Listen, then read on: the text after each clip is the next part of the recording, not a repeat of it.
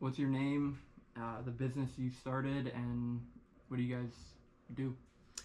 Jason Lavery, Lavery Brewing Company. I'm the president and founding brewer. My wife and I started this company 16 years ago, and we are a brewery. And we also have a restaurant where people come and drink that beer. What made you start this company, and when and where did you start? Yeah. So I never thought about making beer while I was in college, but I married into a home brewing family, you could say. My brother-in-law, Andrew, is a big home brewer, and my father-in-law, Todd, is a home winemaker. So once I married into the family and started assimilating to their culture a little bit, I was very enamored by the fact that you could make fun alcoholic beverages in your house, and started brewing pretty much every weekend. My wife, for my 23rd birthday, got me a homebrew kit. So I homebrewed all throughout graduate school while I was at Edinburgh.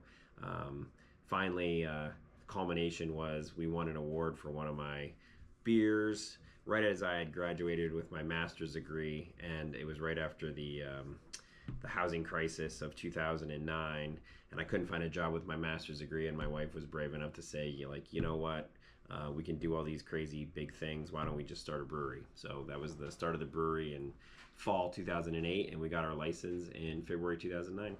Where was your first brewery located, and how have you been expanding since? Great question. So Erie is a very small city. There was only 3 breweries at the time when we started. So one of my good friends, Chris Sirianni, allowed us to brew out of his brewery at 123 West 14th Street. And we did that till we moved into our own space in March 2011. When did you get to the point where you needed to start hiring employees and start expanding your employment? Good question. So 2009 to 2013, we were just a brewery. The laws in Pennsylvania are a little ridiculous, but you weren't allowed to sell your own beer in a pint form on premise in Pennsylvania until 2013. So our first employees were hired in July 2013, and they were a chef, a front of house manager, bartenders, and cooks. And then in 2015, we started hiring assistant brewers, but the vast majority of our labor force at this point, we have 21 employees right now, and only 3 of them are brewers, and the rest of them are dedicated to making the food, serving the customers beer, and then managing events. What type of products do you use, and where do you get them from? Great question. So we are, traditional small business where we buy raw materials and turn them into a finished product. So the basic 4 ingredients of beer are malted barley, hops, water, and yeast. Water is easy. We get it from the Erie Water Works. Lake Erie is an amazing water for brewing beer in. Our hops come from all over America, all over New Zealand, all over Germany, all over England, and then our malt comes from same kind of countries. So what has happened in our business is that there's been wholesalers consolidation. So there's groups called Brew Supply Group, where they work with all these small hop farms and barley farms, and they can bring hops and barley into centralized warehouses across the United States. So as me as a small brewer, I don't have to talk to a hop farmer in Ireland or a malted barley grower in Germany. I can do a one-stop shop and buy those products directly through this wholesaler. They're actually located in Rhode Island, but there's a million of those all around the country right now. So you can kind of pick and choose where you get your ingredients from. What is barley and what is hops? What is their primary function in creating beer? Yeah, barley is to beer what grapes are to wine. So grapes grow, and a grape has sugar in it, and a vintner, a winemaker, will crush those grapes, extract the sugar from it. The yeast then eats the sugar and makes alcohol and CO2. We as brewers, we take malted barley, which is loaded full of starch, and we make it undergo an enzymatic reaction where the starches are naturally converted to a sugar, and then that's the sugar that we ferment into alcohol and CO2. Hops are just something that have been developed in beer the last like 700 years or so, and hops provide like a counterbalance to the sweetness of the barley. So whereas wine is just straight up fermented sugar juice, beer is fermented barley, sugar, and then bitter hops to kind of create that balance where it's much more drinkable. What do your day-to-day look like? My day-to-day as the president now, with very competent heads of department underneath me, I basically have 3 people I directly supervise: our head brewer, our general manager Haley, who kind of oversees the front of house operations, and then our chef Zach. So my job is to oversee those 3, and then they oversee their departments as well. So it's like an organizational chart. So I mean, Mondays are kind of always been bill days for me. So I come in on Mondays and I kind of assess, how the weekend sales were, what kind of bills I pay. I generally try to pay all of our bills every other Monday, so I can take a week off, answering all the weekend's emails. Tuesdays are usually like packaging days, so even though I'm not directly on the packaging line all the time, I still like to be around on the canning line.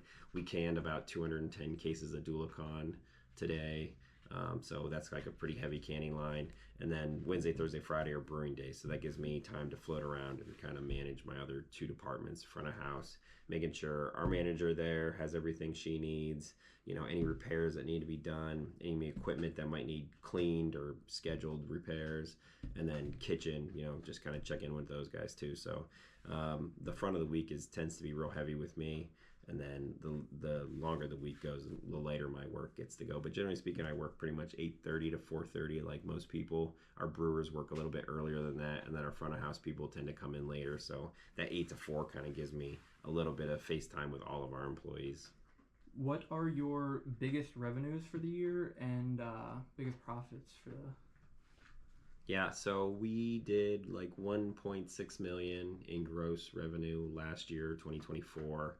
And by far our biggest profit center is our beer sales over the bar.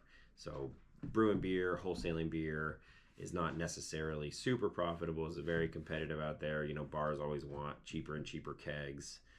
By wholesale, I mean like us making beer and then selling it to our wholesaler, who then sells it to a bar, versus us making beer and then selling it directly to a customer over the bar. So that is by far like our biggest profit centers is direct to consumer sales. Dulacon is our flagship IPA. Call it flagship in the beer industry. It just kind of means like the beer that keeps your brewery going and gives it profitability year over year. So Dulacon is our flagship, and 40% of all the beer we make is Dulacon. So how has the economy affected your business in the last few years? Interesting question. So we actually started during a recession. 2009 was a huge housing crisis, but we learned very on all those years ago that beer is recession proof. So when people might not have money to go spend on a new car or a new roof on their house, they're still willing to spend $15 on a really nice 6-pack of craft beer and like treat themselves for the night. Nice bottle of whiskey, nice bottle of wine. So alcohol tends to be a little bit recession proof. The last couple of years have been great, not great. COVID has been a big disruptor on our industry. Making everybody go home and not drink has really changed a lot of social habits. We had a second location in Titusville, and that got closed during COVID because it just became such a drag on our books that it just wasn't worth it to keep going. But that was a really hard day to let go 20 people, to just tell them in the middle of 2020 that we could no longer employ them because it was dragging down the main brewery, who was already trying to survive. And then lately, these tariffs that have been getting hit with every other week based on whatever whim he wants has really been dragging down. Aluminum's one of the biggest things we use. Steel from China. Most of the fermenters and tanks we buy all come from China. All the aluminum that cans go in, that all comes from Canada. So those are all tariffed really hard. Tariffing all of our barley that comes from Europe, all of our hops that come from Europe. So we've just been getting hit with a lot of really high tariffs. And unfortunately, for the first time in a few years, we're going to do a pretty hefty price increase in 2025. We're going to do a 9% price increase on January 1st, 2026. And we hate to do that with our customers because, Erie's still a working class town and people, don't have a lot of excess money to go out and spend, but we just can't keep absorbing all these increased tariffs that have been hitting us the last 6 months. So unfortunately, prices are going to have to go up. What kind of wages do you pay, and what kind of skills do you look for when you're trying to employ somebody? Yeah, so we go, Pennsylvania still has the tipped wage. So if anybody doesn't understand what that means, is you can pay somebody that works with a customer less than minimum wage, assuming that their wage gets brought up to minimum wage by tips. So instead of paying somebody $7.25, which is the minimum wage federally, we can pay them $2.85, assuming that the customer will tip them and get them up to $7 an hour. So most of our bartenders make $3 an hour, but they end up making closer to $25, $30 an hour with their tips.